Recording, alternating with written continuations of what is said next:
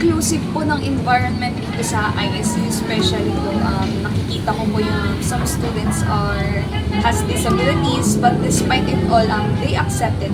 At napaka-friendly po and napaka-babait po ng mga, from utility to instructors to other professionals na nandito po. At ang napapansin ko po minsan po sa mga bathroom, malinis naman po, but some students are not yet really very disciplined to take care of our facilities. Yun lang po yung mga napapansin ko po na problems lang po. Thank you!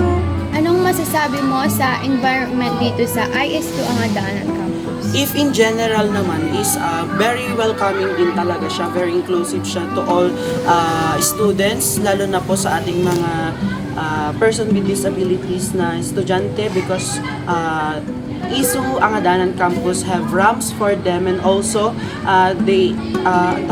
pinapayagan nila din yung mga trans natin or part of LGBTQ na magdamit babae as long as they have proper and dapat